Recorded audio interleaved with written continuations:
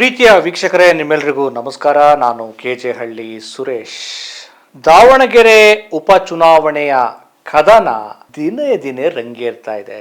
ಈ by election ನಲ್ಲಿ ಕಾಂಗ್ರೆಸ್ ಪಕ್ಷ ಈ ಸಲ ಮುಸ್ಲಿಂ ಸಮುದಾಯಕ್ಕೆ ಟಿಕೆಟ್ ಅನ್ನ ಕೊಡಬೇಕು ಅಂತ ಹೇಳಿ ಮುಸ್ಲಿಂ ಕಮ್ಯುನಿಟಿ ತಮ್ಮ ಹಕ್ಕೊತ್ತಾಯವನ್ನ ಮಾಡ್ತಾ ಇದೆ. ದಾವಣಗೆರೆ ದಕ್ಷಿಣ ಕ್ಷೇತ್ರದ ಈ ಉಪ ಚುನಾವಣೆಯಲ್ಲಿ ಗೆಲ್ಲುವ ಸಲುವಾಗಿ ರಾಜಕೀಯ ಪಕ್ಷಗಳ ಕಸರತ್ತೇನು? ಒಂದು ವೇಳೆ ಮುಸ್ಲಿಂ ಸಮುದಾಯಕ್ಕೆ ಕಾಂಗ್ರೆಸ್ ಪಕ್ಷ ಟಿಕೆಟ್ ಅನ್ನ ಕೊಡದೇ ಇದ್ರೆ ಅಲ್ಲಿ ಏನೆಲ್ಲ ರಾಜಕೀಯ ತಲ್ಲಣಗಳಾಗಬಹುದು, ಇವೆಲ್ಲದರ ಬಗ್ಗೆ ನಾವು ಮಾತಾಡ್ತಾ ಹೋಗೋಣ. ಅದಕ್ಕೂ ಮುಂಚೆ ಸ್ನೇಹಿತರೆ, ನೀವಿನ್ನೂ ನಮ್ಮ ಚಾನಲ್ಗೆ ಸಬ್ಸ್ಕ್ರೈಬ್ ಮಾಡ್ಕೊಳ್ದೇ ಇದ್ರೆ ದಯಮಾಡಿ ಸಬ್ಸ್ಕ್ರೈಬ್ ಮಾಡಿ, ಲೈಕ್ ಮಾಡಿ, ಶೇರ್ ಮಾಡಿ, ನಿಮ್ಮ ಅಭಿಪ್ರಾಯಗಳನ್ನು ಕೂಡ ತಿಳಿಸಿ.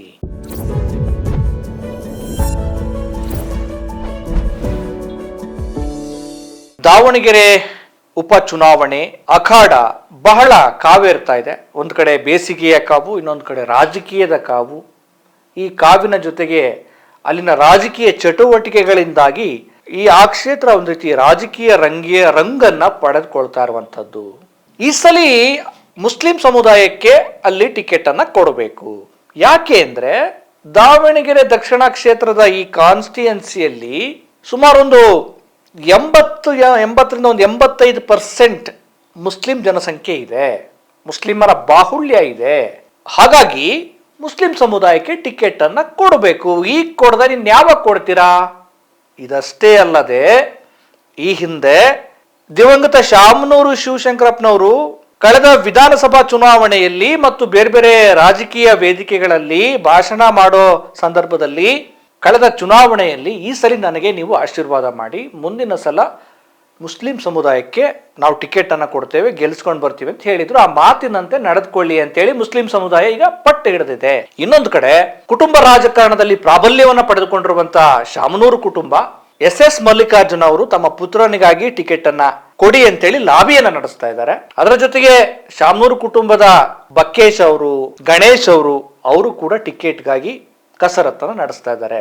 ಇನ್ನೊಂದು ಮುಸ್ಲಿಂ ಸಮುದಾಯದ ಪರವಾಗಿ ಬ್ಯಾಟಿಂಗ್ ಬೀಸಿರುವಂತ ಸಚಿವ ಜಮೀರ್ ಅಹಮದ್ ಖಾನ್ ಅವರು ದಾವಣಗೆರೆಗೆ ಎಂಟ್ರಿ ಕೊಟ್ಟು ಅಲ್ಲಿನ ಜನರ ಅಭಿಪ್ರಾಯಗಳನ್ನ ಕೇಳುವಂತಹ ಮತ್ತೆ ಸಮುದಾಯಕ್ಕೆ ಟಿಕೆಟ್ ಅನ್ನ ಕೊಡಬೇಕು ಅಂತೇಳಿ ಆಗ್ರಹವನ್ನ ಮಾಡ್ತಿದ್ದಾರೆ. ಇದರ ಸಲುವಾಗಿ ಈಗ ಮಲ್ಲಿಕಾರ್ಜುನ ವರ್ಸಸ್ ಜಮೀರ್ ಅಂತ ಹೇಳಿ ಒಂದ್ ರೀತಿ ಇಬ್ಬರ ನಡುವೆ ಮಾತಿನ ಜಟಾಪಟಿ ಜೋರಾಗಿದೆ. ಅವನೇನು ಇಲ್ಲಿ ಬಂದು ಕೇಳೋದಕ್ಕೆ, ಇದು ನಮ್ಮ ಕ್ಷೇತ್ರ, ಇವೆಲ್ಲ ಚೆನ್ನಾಗಿರಲ್ಲ ಅಂತೇಳಿ ಎಸ್ ಮಲ್ಲಿಕಾರ್ಜುನ್ ಅವರು ತಮ್ಮದೇ ಆದ ಭಾಷೆಯಲ್ಲಿ ನಿಮ್ಮ ಅಗತ್ಯ ಇಲ್ಲ, ನೀವಿಲ್ಲಿ ಬರೋ ಅಗತ್ಯ ಇಲ್ಲ, ಇದು ನಮ್ಮ ಕ್ಷೇತ್ರ, ಇದು ನಮ್ಮ ಪ್ರಾಬಲ್ಯ, ನಮ್ಮ ಕಾನ್ಸ್ಟಿಟ್ಯೂನ್ಸಿ ಅಂತೇಳಿ ಇಂಡೈರೆಕ್ಟ್ ಆಗಿ ತಿರುಗೇಟನ್ನ ಕೊಟ್ಟಿದ್ದಾರೆ. ಬೆಂಗಳೂರು ರಾಜಕೀಯ ವಲಯದಲ್ಲಿ ಒಂದು ಅಂದ್ರೆ ಜಮೀರ್ ಅಹಮದ್ಗೆ ಮತ್ತು ನಿಮಗೆ ಒಂದು ರೀತಿ ಭಿನ್ನಮತ ಸ್ಟಾರ್ಟ್ ಆಗಿದೆ ಅನ್ನೋ ಮಾತುಗಳು ಕೇಳಿ ಬರ್ತಾ ಇದೆ. ಅವ್ನು ಯಾರು ನಮ್ಮ ಹತ್ರ ಬಂದು ಹೇಳಕ್ಕೆ? ಇದು ನಮ್ಮ ಕಾನ್ಸ್ಟಿಟ್ಯೂನ್ಸಿಗಳು, ಅವ್ನು ಯಾರು ಬಂದು ಇಲ್ಲಿ ಮಾತಾಡಕ್ಕೆ? ಅವೆಲ್ಲ ಸರಿ ಇರಲ್ಲ. ಅದು ಮಾತಾಡ್ತೇವೆ ಕರೆದಾಗ. ಜನ ಅಲ್ಪಸಂಖ್ಯಾತರಿಗೆ ಶಾಮನೂರು ಶಿವಶಂಕರಪ್ಪ ಇರುವಾಗ ಇದು ನನ್ನ ಕೊನೆಯ ಚುನಾವಣೆ, ಅದಾದ್ಮೇಲೆ ಅಲ್ಪಸಂಖ್ಯಾತರಿಗೆ ನಾನೇ ನಿಲ್ಸಿ ಗೆಲ್ಸ್ಕೊಂಡ್ ಬರ್ತೀನಿ ಅಂತ ಹೇಳಿದ್ದೆ. ಆ ಹಿನ್ನೆಲೆಯಲ್ಲಿ ಬಹಳ ಜನ ನಂತ ಬಂದು ನಮ್ಮ ಅಲ್ಪಸಂಖ್ಯಾತರು 80,000 ಓಟ್ ಇದೆ, ದಯಮಾಡಿ ಶಾಮನೂರು ಶಿವಶಂಕರಪ್ಪ ಅವರು ಓಟ್ ಚುನಾವಣೆಯಲ್ಲಿ ಮಾತು ಕೊಟ್ಟಿದ್ರು, ಈ ಬಾರಿ ಬೈ ಎಲೆಕ್ಷನ್ ಅಲ್ಲಿ ನಮ್ಮ ಅಲ್ಪಸಂಖ್ಯಾತರನ್ನೇ ಟಿಕೆಟ್ ನೀವು ಕೊಡಿಸಬೇಕು ಅಂತ ಬಂದು ಕೇಳಿದ್ದಾರೆ. ನಾನು ಅಲ್ಪಸಂಖ್ಯಾತ ನಾಯಕ ಅಂತ ನಂತಾವೆಲ್ಲ ಯಾರು ಹೋಗಿ ಕೇಳ್ತಾರೆ? ನಂತ ತಂದೆ ಬಂದು ಕೇಳಬೇಕು. ನಾನು ಏನ್ ಹೇಳಿದ್ರು ನನ್ನ ವರದಿಯನ್ನ ನಾನು ಹೈಕಮಾಂಡ್ ಕೊಡ್ತೀನಿ. ತೀರ್ಮಾನ ಮಾಡೋರು ಯಾರು?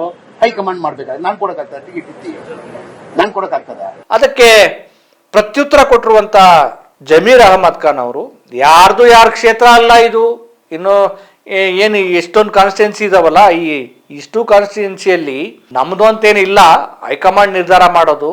ಮುಸ್ಲಿಮ್ರು ನನ್ನ ಹತ್ರ ಬರ್ದೆ ಇನ್ಯಾರ ಹತ್ರ ಬರ್ತಾರೆ? ನಾನು ಆ ಸಮುದಾಯದ ಲೀಡರ್, ನನ್ನನ್ನು ಕೇಳಿದರೆ ಸಮುದಾಯಕ್ಕೆ ಟಿಕೆಟ್ ಕೊಡಿ ಅಂತ ಹೇಳಿದ್ದೀನಿ ಅಂತ ಹೇಳ್ತಿದ್ದಾರೆ. ಇನ್ನು ಬಿಜೆಪಿಯಿಂದ ಈ ಸಂದರ್ಭವನ್ನೇ ಸರಿಯಾಗಿ ಬಳಕೆ ಮಾಡ್ಕೋಬೇಕು ಅಂತೇಳಿ ಟಿಕೆಟ್ ಆಕಾಂಕ್ಷಿತರ ಪಟ್ಟಿ ಕೂಡ ಜೋರಾಗಿದೆ. ಯಶವಂತರಾವ್ ಅಂತೇಳಿ ಜಾಧವ್ ಅವರು, ಯಶವಂತರಾವ್ ಜಾಧವ್, ಬಿಜಿ ಅಜಯ್ ಕುಮಾರ್, ಶ್ರೀನಿವಾಸ್ ದಾಸ್ ಕರಿಯಪ್ಪ, ರಾಜನಹಳ್ಳಿ ಶಿವಕುಮಾರ್ ಅವರು, ಇವರಿಗೆಲ್ಲ ಟ್ರೈ ಮಾಡ್ತಿದ್ದಾರೆ. ಇನ್ನು ಕಾಂಗ್ರೆಸ್ನ ಪಾಳಯದಲ್ಲಿ ಮುಸ್ಲಿಂ ಸಮುದಾಯದಲ್ಲಿ ವಿಧಾನ ಪರಿಷತ್ನ ಸದಸ್ಯರಾಗಿರುವಂತ ಅಬ್ದುಲ್ ಜಾಫರ್, ನಗರಸಭೆ ಮಾಜಿ ಅಧ್ಯಕ್ಷರು, ಅವರು ಕೂಡ ಟ್ರೈ ಮಾಡ್ತಿರಂತೆ. ತಂಜಿಮ್ ಮಾಜಿ ಅಧ್ಯಕ್ಷ ಅವರು ಸಾದಿಕ್ ಪೈಲ್ವಾನ್ ಅವರು, ಆಮೇಲೆ ಸೈಫುಲ್ಲಾ ಪುತ್ರ ಸೈಯದ್, ಹಿಂಗೆ ಆಕಾಂಕ್ಷಿತರ ಪಟ್ಟಿ ಇದೆ. ಅದೇ ಒಟ್ಟಾರೆ ನೀವು ಯಾರಿಗೆ ಕೊಟ್ಟರು ಕಾಂಗ್ರೆಸ್ನಲ್ಲಿ ಮುಸ್ಲಿಂ ಸಮುದಾಯಕ್ಕೆ ಟಿಕೆಟ್ ಕೊಡಿ ಅಂತೇಳಿ ಪಟ್ಟು ಹಿಡಿದಿದ್ದಾರೆ. 2008ರಲ್ಲಿ ಕ್ಷೇತ್ರ ಪುನರ್ವಿಂಗಡಣೆ ಆದ ನಂತರ 4 ಬಾರಿ ಅಲ್ಲಿ ಶಾಮನೂರು ಶಿವಶಂಕರಪ್ಪ ಸಚಿವರಾಗಿ, ಶಾಸಕರಾಗಿ, ಸಚಿವರಾಗಿ ತಮ್ಮ ಪ್ರಾಬಲ್ಯವನ್ನು ಮೆರೆದಿದ್ದಾರೆ. ದಾವಣಗೆರೆ ಅಂದ್ರೇನೆ ಅಲ್ಲಿ ಶಾಮನೂರು ಕುಟುಂಬ ರಾಜಕೀಯ ಪ್ರಾಬಲ್ಯವನ್ನ ಪಡೆದುಕೊಂಡಿರುವಂಥದ್ದು. ಅವರ ಪುತ್ರ SS ಮಲ್ಲಿಕಾರ್ಜುನ ಮಿನಿಸ್ಟರ್ ಆಗಿದ್ರು, ಶಾಮನೂರು ಕೂಡ ಅವರು ಮಿನಿಸ್ಟರ್ ಆಗಿದ್ರು. ಈಗ ಅವರು ಸೊಸೆ ಏನು MP ಆಗಿದ್ದಾರೆ. ಕಾಂಗ್ರೆಸ್ ಪಕ್ಷ ಪ್ರತಿ ಸಲಿಯೂ ಸಾಮಾಜಿಕ ನ್ಯಾಯ ಅಂತ ಮಾತಾಡುತ್ತಲ್ಲ, ಈ ಸಲಿ ಸಾಮಾಜಿಕ ನ್ಯಾಯವನ್ನ ನಿಜ ಅರ್ಥದಲ್ಲಿ ಕೊಡೋ ಅವಕಾಶ ಬಂದಿದೆ. ಆಬ್ವಿಯಸ್ಲಿ ಮುಸ್ಲಿಂ ಸಮುದಾಯ ಕೇಳೋದ್ರಲ್ಲಿ ಅರ್ಥ ಇದೆ, ಯಾಕೆಂದ್ರೆ ನಮ್ದು ಜನಸಂಖ್ಯೆ ಜಾಸ್ತಿ ಇದೆ. ಪ್ರತಿ ಸಲಿಯೂ ಒಂದೇ ಕುಟುಂಬ ಇಲ್ಲಿ ಗೆಲ್ತಾ ಇದೆ. ಈ ಕ್ಷೇತ್ರ ಈಗ ಅವರ ನಿಧನದ ನಂತರ, ಶಾಮನೂರ್ ಅವರ ನಿಧನದ ನಂತರ ಕ್ಷೇತ್ರ ಖಾಲಿಯಾಗಿದೆ. ಈ ಸಲಿ ಶಾಮನೂರ್ ಅವರೇ ಹೇಳಿದ ಹಾಗೆ ಮುಸ್ಲಿಮರಿಗೆ ಟಿಕೆಟ್ ಕೊಡಬೇಕು ಅಂತ ಹೇಳ್ತಾ ಇದ್ರು. ಅವರ ಮಾತಿನಂತೆ ನಮಗೆ ಟಿಕೆಟ್ ಅನ್ನ ಕೊಡಿ, ನಮ್ಮ ಜನಸಂಖ್ಯೆ ಜಾಸ್ತಿ ಇದೆ ಅಂತ ಹೇಳ್ತಿದ್ದಾರೆ, ಇದೇ ಕೊಡಿ ಅಂತ ಕೇಳ್ತಿದ್ದಾರೆ. ಈ ಮಾತನ್ನ ಅರ್ಥ ಮಾಡ್ಕೊಂಡು ಕಾಂಗ್ರೆಸ್ ಟಿಕೆಟ್ ಕೊಡಬೇಕು. ಆದ್ರೆ ಎಲ್ಲಾ ರಾಜಕೀಯ ಪಕ್ಷಗಳು ಗೆಲುವಿನ ಲೆಕ್ಕಾಚಾರವನ್ನಷ್ಟೇ ನೋಡ್ತಾರೆ. ಯಾರು ಸಮರ್ಥರು ರಾಜಕೀಯವಾಗಿ, ಜಾತಿಯ ಕಾರಣಕ್ಕೋಸ್ಕರ, ಜಾತಿಯ ಕಾರಣದಿಂದಾಗಿ, ತಂತ್ರಗಾರಿಕೆಯ ಕಾರಣದಿಂದಾಗಿ, ಹಣಬಲ, ಜನಬಲ, ತೋಳುಬಲ, ಎಲ್ಲಾ ಬಲಗಳಿಂದ ಯಾರು ಸಮರ್ಥರಿರ್ತಾರೋ ಅಂಥವ್ರಿಗೆ ರಾಜಕೀಯ ಪಕ್ಷಗಳು ಟಿಕೆಟ್ ಅನ್ನು ಕೊಡೋದು. ಇನ್ನು ಭಾಷಣಗಳು ಇದ್ದೇ ಇರುತ್ತವೆ. ಸಾಮಾಜಿಕ ನ್ಯಾಯ, ಆಮೇಲೆ ಅಲ್ಪಸಂಖ್ಯಾತರನ್ನ ಮುನ್ನೆಲೆಗೆ ತರಬೇಕು, ಇದೆಲ್ಲ ಮಾತಾಡ್ತಿರ್ತಾರೆ. ಕೆಲವು ಮುಸ್ಲಿಂ ಸಮುದಾಯದ ನಾಯಕರು, ಆ ಸಮುದಾಯದ ಜನರು ಹೇಳೋದೇನಂದ್ರೆ ಓಟಕ್ಕೆ ಮಾತ್ರ ಮುಸ್ಲಿಂ ಸಮುದಾಯ ಬೇಕು, ಆದರೆ ಟಿಕೆಟ್ ಅನ್ನ ಕೊಡೋದಕ್ಕೆ, ಟಿಕೆಟ್ ಅನ್ನ ಅಧಿಕಾರ ಕೊಡೋದಕ್ಕೆ ಮಾತ್ರ ಮುಸ್ಲಿಂ ಸಮುದಾಯ ಬೇಡವಾ ಅಂತ ಕೇಳ್ತಿದ್ದಾರೆ. ನಮ್ಮ ದೇಶದ, ನಮ್ಮ ರಾಜ್ಯದ ಈ ರಾಜಕೀಯ ಇತಿಹಾಸವನ್ನ ನೋಡಿದಾಗ ಕಾಂಗ್ರೆಸ್ ಅಷ್ಟಲ್ಲ, ಎಲ್ಲಾ ರಾಜಕೀಯ ಪಕ್ಷಗಳು ಕುಟುಂಬ ರಾಜಕಾರಣದಲ್ಲಿ ಮುಳುಗಿ ಹೋಗಿವೆ. ಈ ಕಾಂಗ್ರೆಸ್ನ ಈ ಏನಾದ್ರೂ ಅಸಮಾಧಾನ, ಒಂದು ವೇಳೆ ಮುಸ್ಲಿಂ ಸಮುದಾಯಕ್ಕೆ ಟಿಕೆಟ್ ಅನ್ನ ಕೊಡದೇ ಇದ್ರೆ BJP ಅದನ್ನ ಯಾವ ರೀತಿ ಬಳಕೆ ಮಾಡ್ಕೋಬಹುದು, ರಾಜಕೀಯ ಲಾಭ ಮಾಡ್ಕೊಳ್ಬಹುದು, ಇದರಿಂದ ಕಾಂಗ್ರೆಸ್ಗೆ ಯಾವ ರೀತಿ ಪೆಟ್ಟು ಬೀಳ್ಬೋದು. ಇದ್ರ ಜೊತೆಗೆ SDPI ಮತ್ತು MIM ಅನ್ನೋ ಮುಸ್ಲಿಂ ಪಕ್ಷಗಳು ಕೂಡ ಇಲ್ಲಿ ತಮ್ಮ ಅಭ್ಯರ್ಥಿಗಳನ್ನ ಕಣಕ್ಕಿಳಿಸೋದಕ್ಕೆ ಯೋಚನೆ ಮಾಡ್ತಿದ್ದಾರೆ. ಅವ್ರಿಗೆ ಯಾವ ರೀತಿ ಲಾಭ ಆಗ್ಬೋದು, ಇಬ್ಬರ ಜಗಳ ಮೂರನೇವ್ರಿಗೆ ಲಾಭ ಅನ್ನೋ ರೀತಿಯಲ್ಲಿ BJP ಏನಾದ್ರು ಇದರಿಂದ ಲಾಭ ಪಡೆಯುತ್ತಾ ಗೊತ್ತಿಲ್ಲ. ಇನ್ನು GM ಸಿದ್ದೇಶ್ವರ್ ಅವರು ಕೂಡ ನಾನು ಸ್ಪರ್ಧೆ ಮಾಡ್ತೀನಿ ಅನ್ನೋ ಅರ್ಥದಲ್ಲಿ ಅವರು ಕೂಡ ಟ್ರೈ ಮಾಡ್ತಿದ್ದಾರೆ ಅಂತ ಹೇಳಲಾಗ್ತಾ ಇದೆ.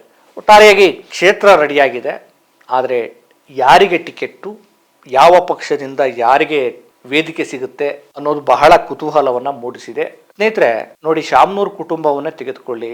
ಶಾಮನೂರು ಶಿವಶಂಕರಪ್ಪನವರು ಹಿರಿಯ ರಾಜಕಾರಣಿ, ಸುದೀರ್ಘವಾದ ರಾಜಕಾರಣವನ್ನ ಮಾಡಿದಂಥವ್ರು, ಶಾಸಕರಾಗಿ, ಸಚಿವರಾಗಿ. ಅವರ ಪುತ್ರ SS ಮಲ್ಲಿಕಾರ್ಜುನ ಅವರು ಶಾಸಕರಾಗಿ, ಸಚಿವರಾಗಿ. ಈಗ ಅವರ ಮಲ್ಲಿಕಾರ್ಜುನ ಅವರ ಪತ್ನಿ MP ಆಗಿದ್ದಾರೆ. ಹಾಗಿದ್ರೆ ಬೇರೆ ಸಮುದಾಯ, ಅಂದ್ರೆ ಬೇರೆ ಸಮುದಾಯಗಳು, ಪಕ್ಷದ ಬೇರೆ ಪಕ್ಷದ ಕಾರ್ಯಕರ್ತರು ಏನಕ್ಕೆ ನೋಡಿ, ಕಳೆದ ವಿಧಾನಸಭಾ ಚುನಾವಣೆಯಲ್ಲಿ ಅಲ್ಲಿ ವಿನಯ್ ಕುಮಾರ್ ಅಂತ ಹೇಳಿ ವೆಲ್ ಎಜುಕೇಟೆಡ್, ರಾಜಕೀಯವಾಗಿ ಸಬಲರಾಗಿದ್ರು. ಅಲ್ಲಿ ಸಮುದಾಯದ ಬೆಂಬಲ ಕೂಡ ಅವ್ರಿಗೆ ಇತ್ತು, ಹಣಬಲ ತಕ್ಕ ಮಟ್ಟಿಗೆ ಅವ್ರಿಗೂ ಇತ್ತು. ರಾಜಕೀಯ ಏನು ಚುನಾವಣೆಗೆ ಸ್ಪರ್ಧೆ ಮಾಡೋದಕ್ಕೆ ಏನೆಲ್ಲ ಅರ್ಹತೆಗಳು ಬೇಕೋ ಅವೆಲ್ಲ ಇತ್ತು ವಿನಯ್ ಕುಮಾರ್ ಅವರಿಗೆ. ಯಾಕೆ ಟಿಕೆಟ್ ಕೊಡ್ಲಿಲ್ಲ? ಅಲ್ಲಿ ಯಾಕೆ ಪ್ರಭಾ ಮಲ್ಲಿಕಾರ್ಜುನ್ ಅವರಿಗೆ ಟಿಕೆಟ್ ಕೊಟ್ರು?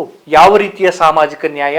ಈಗ ಇದು ಪ್ರಶ್ನೆ ಬರ್ತದೆ. ಈಗ ನೋಡಿ, ಮುಸ್ಲಿಂ ಸಮುದಾಯಕ್ಕೆ ಟಿಕೆಟ್ ಬೇಕಂತ ಕೇಳ್ತಿದ್ದಾರೆ, ಕೊಡ್ಬೋದಲ್ಲ. ಈಗ ಮತ್ತೆ ಮಲ್ಲಿಕಾರ್ಜುನ್ ಅವರು ತಮ್ಮ ಪುತ್ರನಿಗೆ ಕೊಡಬೇಕು, ಕೊಡ್ಲಿಲ್ಲ ಅಂದ್ರೆ ನಾನು ರಾಜೀನಾಮೆ ಬೇಕಾದ್ರೂ ಕೊಡ್ತೀನಿ ಅನ್ನೋ ಅರ್ಥದಲ್ಲಿ ಅವರು ತೆರೆಮರೆಯಲ್ಲಿ ಲಾಬಿಯನ್ನು ಮಾಡ್ತಾ ಇದ್ದಾರೆ. ರಾಜಕೀಯ ಪಕ್ಷಗಳು ಸುಮ್ಮನೆ ಹೇಳೋದಕ್ಕೆ, ಇವೆಲ್ಲ ಭಾಷಣ ಮಾಡೋದಕ್ಕೆ. ಕಳೆದ ಲೋಕಸಭಾ ಚುನಾವಣೆಯಲ್ಲಿ ನಾವು ನೋಡಿದ್ವಲ್ಲ, ಎಲ್ಲ ಏನು ಮಿನಿಸ್ಟರ್ ಮಕ್ಕಳಿಗೆ ಅವ್ರಿಗೆಲ್ಲ ಟಿಕೆಟ್ ಅನ್ನ ಕೊಟ್ಟು ಸಂಸತ್ನಲ್ಲಿ ಚಿಕ್ಕ ಮಕ್ಕಳನ್ನ ಒಂದ್ ರೀತಿ ಇನ್ನೂ ಮೀಸೆ ಕೂಡ ಸರಿಯಾಗಿ ಬಂದಿಲ್ಲ.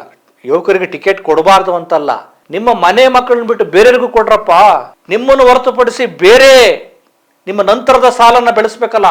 ಅದಕ್ಕೆ ನಮಗೆ ಪಕ್ಷ ಪ್ರಜ್ಞೆಗಿಂತ ಚುನಾವಣಾ ಪ್ರಜ್ಞೆ ಬಹಳ ಮುಖ್ಯ. ಬ್ರೆಕ್ಟ್ ಹೇಳ್ತಾರಲ್ಲ, ನಾವೆಲ್ಲ ರಾಜಕೀಯ ಅನಕ್ಷರಸ್ಥರು. ಈ ರಾಜಕಾರಣಿಗಳು ಏನ್ ಮಾಡ್ತಾರೆ, ಅಯ್ಯೋ ರಾಜಕಾರಣ ಕೆಟ್ಟದ್ದು, ರಾಜಕಾರಣಕ್ಕೆ ಯಾರೂ ಬರಬೇಡಿ, ಇಲ್ಲೆಲ್ಲ ಕೆಟ್ಟವರು, ಭ್ರಷ್ಟರು, ಇದೊಂದು ಕೊಳಚೆ ಆಗ್ಬಿಟ್ಟಿದೆ ಅಂತ ಹೇಳಿ ಯಾರು ಕೂಡ ಈ ಕಡೆ ಬರ್ದಂಗೆ ಮಾಡಿ ಅವರೇ ಒದ್ದಾಡ್ಕೊಂಡು ಮೇಯ್ತಾ ಇದ್ದಾರೆ ಆರಾಮಾಗಿ. ಈ ಹುಲುಸಾದ ಬೆಳೆಯನ್ನ ಅವರೇ ತಿಂತಾ ಇದ್ದಾರೆ. ಬೇರೆ ಪ್ರಜ್ಞಾವಂತರು, ವಿಚಾರವಂತರು, ಒಳ್ಳೊಳ್ಳೆ ದೂರದೃಷ್ಟಿ ಇಟ್ಕೊಂಡಿರುವಂತ ಯುವಕರು, ಸಹಾನುಭೂತಿ ಇರುವಂತ ಯುವಕರು, ಪ್ರಜೆಗಳು, ಜನಸೇವೆಯನ್ನೇ ಮಾಡಬೇಕು ಅಂತೇಳಿ ಬರುವಂತ ಜನರು ಏನಾದ್ರು ಈ ಕ್ಷೇತ್ರಕ್ಕೆ ಬಂದ್ಬಿಟ್ರೆ ಇವರು ಬಣ್ಣ ಬಯಲಾಗತ್ತೆ. ಆಮೇಲೆ ಇವ್ರ ಅಸ್ತಿತ್ವಕ್ಕೆ ಪ್ರಶ್ನೆ ಬರುತ್ತಲ್ಲ. ಹಾಗಾಗಿ ರಾಜಕಾರಣಕ್ಕೆ ಯಾರು ಬರಬೇಡಿ ಅಂತ, ಅವರು, ಅವ್ರ ಮಕ್ಕಳು, ಅವ್ರ ಮೊಮ್ಮಕ್ಕಳು ಇವರೇ. ಹಂಗಂದ್ರೆ ಬೇರೆಯವ್ರೇನು ಬಾವುಟ ಕಟ್ಟಕ, ಜೈಕಾರ ಕೂಗಕ್ಕ, ನಿಮ್ಮಿನ್ನ ಹಿಂದೆ ಅನುನಾಯಿಗಳ ತರ ಸುತ್ತರಿಯೋದಿಕ್ಕ? ಅವ್ರಿಗೂ ಟಿಕೆಟ್ ಕೊಡಿ, ಅವ್ರಿಗೂ ರಾಜಕೀಯ ಅಧಿಕಾರಗಳನ್ನ ಕೊಡಿ, ಅವ್ರನ್ನು ಮುನ್ನೆಲೆಗೆ ತನ್ನಿ. ಇದಲ್ವಾ ನಿಜವಾದ ಸಾಮಾಜಿಕ ನ್ಯಾಯ? ಡಾಕ್ಟರ್ ಬಾಬಾ ಸಾಹೇಬ್ ಅಂಬೇಡ್ಕರ್ ಅವ್ರು ಏನ್ ಹೇಳುದು? ಎಲ್ಲಾ ಅಧಿಕಾರದ ಕೀಲಿಕೆ ಯಾವುದು? ರಾಜಕೀಯ ಅಧಿಕಾರ. ಯಾಕಂದ್ರೆ ಇದು ಶಾಸನಗಳನ್ನ ರಚಿಸುವಂತ ಅಧಿಕಾರ. ಇದು ಬೇರೆ ಬೇರೆ ಕ್ಷೇತ್ರದಲ್ಲಿ ಒಂದು ಲಿಮಿಟ್ ಇರುತ್ತೆ, ಕೆಲಸ ಮಾಡ್ಬೋದು. ಆದ್ರೆ ನಿಜವಾಗಿಯೂ ಜನಸೇವೆ ಮಾಡುವ, ನಿಜವಾಗಿಯೂ ಬದಲಾವಣೆ ತರುವ, ನಿಜವಾಗಿಯೂ ಕ್ರಾಂತಿಯನ್ನ ಮಾಡುವ ಆಕಾಂಕ್ಷೆ, ಮಹತ್ವಾಕಾಂಕ್ಷೆ, ಒಳ್ಳೆಯ ಉದ್ದೇಶ ಇರುವಂತ ಜನರನ್ನ ಇಲ್ಲಿಗೆ ತಂದಾಗ ಅವರು ಒಳ್ಳೊಳ್ಳೆ ಶಾಸನಗಳನ್ನ ಮಾಡಬೇಕು. ಇವತ್ತಿನ ನಮ್ಮ ಶಾಸಕರು ಮಾಡ್ತದಲ್ಲ ಏನೇನು ಒಬ್ರು ಯಾರೋ ಲೋಕಾಯುಕ್ತಕ್ಕೆ ತಗಲಾಕೊಂಡ್ರು, ಅವ್ರ ಸಂಬಳನ ಹೆಚ್ಚಿಗೆ ಮಾಡ್ಕೊಳ್ಳೋದಕ್ಕೆಲ್ಲ ಮಾತಾಡ್ಕೊಳ್ತಾರೆ. ಇವರು ಶಾಸನಗಳನ್ನ, ಜನಪರವಾದ ಶಾಸನಗಳನ್ನು ತರಬೇಕಲ್ಲ ಇವರು. ನಮಗೆ, ನಮ್ಮ ಮಕ್ಕಳಿಗೆ, ಮೊಮ್ಮಕ್ಕಳಿಗೆ 3-4 ತಲೆಮಾರುಗಳಿಗೆ ಆಗುವಷ್ಟು ಲೂಟಿ ಮಾಡ್ಕೊಂಡು ಹೋಗ್ತಾರೆ ಅಷ್ಟೇ. ಇದು ಕೇವಲ ದಾವಣಗೆರೆ ಉಪಚುನಾವಣೆಯ ಕಥೆ ಅಲ್ಲ. ಇದು ನಮ್ಮ ಭಾರತದ ರಾಜಕಾರಣ, ನಮ್ಮ ಕರ್ನಾಟಕದ ರಾಜಕಾರಣ. ನೀವು, ನಿಮ್ಮ ಮಕ್ಕಳು, ನಿಮ್ಮ ಮೊಮ್ಮಕ್ಕಳು, ನಿಮ್ಮ ಇವರು ಹೀಗೆ ಹೋದ್ರೆ ಬೇರೆಯವ್ರು ಏನ್ರಿ ಸ್ವಾಮಿ? ಹಂಗಂದ್ರೆ ನಮಗೆ ಪಕ್ಷ ಪ್ರಜ್ಞೆ ಇದೆ, ರಾಜಕೀಯ ಪ್ರಜ್ಞೆ ಇಲ್ಲ. ರಾಜಕೀಯ ಪ್ರಜ್ಞೆ ಅಂದ್ರೆ ಏನು? ರಾಜಕೀಯ ಪ್ರಜ್ಞೆ ಅಂದ್ರೆ ಅಧಿಕಾರವನ್ನ ಹಿಡಿಯುವುದು, ಹಿಡಿಯಲು ಪ್ರಯತ್ನಿಸುವುದು, ಇವರು ಮಾಡುವ ರಾಜಕೀಯ ಭ್ರಷ್ಟಾಚಾರವನ್ನ ಜನರಿಗೆ ಅರ್ಥ ಮಾಡಿಸುವುದು. ಇದು ರಾಜಕೀಯ ಪ್ರಜ್ಞೆ. ಪಕ್ಷ ಪ್ರಜ್ಞೆ ಅಂದ್ರೆ ನಾವು ಕುರುಡು, ಕಣ್ಣಿಗೆ ಬಟ್ಟೆ ಕಟ್ಬಿಟ್ಟು ಜೈ ಜೈ ಅಣ್ಣಂಗೆ ಜೈ, ಮುಗೀತು. ನಾವು ರಾಜಕೀಯ ಪ್ರಜ್ಞಾವಂತರಾಗಬೇಕಾಗಿದೆ. ಅಂಬೇಡ್ಕರ್ ಅವರು ಕೂಡ ಪಕ್ಷವನ್ನ ಕಟ್ಟಿದ್ರು. ಅವರು ರಾಜಕೀಯ ಅಧಿಕಾರವನ್ನ ಹಿಡಿಬೇಕು ನಮ್ಮ ಜನ ಅಂತೇಳಿ ಹೇಳಿದ್ರು. ದೇವರಾಜ ಅರಸು ಅಂತವ್ರು ಯಾಕೆ ಇವತ್ತು ನೆನಪಾಗ್ತಾರೆ ಅಂದ್ರೆ ಅವರು ರಾಜಕೀಯ ಅಧಿಕಾರವನ್ನ ಪಡ್ಕೊಂಡು ದೊಡ್ಡ ಕ್ರಾಂತಿಯನ್ನ ಮಾಡಿದ್ರು. ಎಲ್ಲಾದ್ರೂ ಅವ್ರ ಮಕ್ಕಳು ಯಾರಾದ್ರೂ ರಾಜಕೀಯದಲ್ಲಿ? ಇದು ನಾವೆಲ್ಲ ತುಂಬಾ ಗಂಭೀರವಾಗಿ ಯೋಚನೆ ಮಾಡುವ, ಮತ್ತೆ ಈ ರಾಜಕಾರಣದ ಬಗ್ಗೆ ಆಸಕ್ತಿಯನ್ನು ಬೆಳೆಸ್ಕೋಬೇಕು. ನಾವು ರಾಜಕಾರಣದಿಂದ ದೂರ ಸರಿಯೋದಲ್ಲ. ನಮಗಾಗ್ತಿರುವ ಅನ್ಯಾಯ ಮತ್ತೆ ಸಣ್ಣ ಸಮುದಾಯಗಳು ಹಕ್ಕೊತ್ತಾಯ ಮಾಡಬೇಕು. ನಾವು ಪ್ರಜೆಗಳು, ನಮಗೂ ಅವಕಾಶ ಬೇಕು, ನಮಗೂ ಅಧಿಕಾರ, ರಾಜಕೀಯ ಅಧಿಕಾರ ಕೊಡಿ ಅಂತ ಕೇಳಬೇಕು. ಇಲ್ಲಾಂದ್ರೆ ಇವ್ರು ಕೊಡಲ್ಲ, ಕಿತ್ಕೋಬೇಕು. ಇವರ ಚರ್ಮ ದಪ್ಪ ಚರ್ಮ.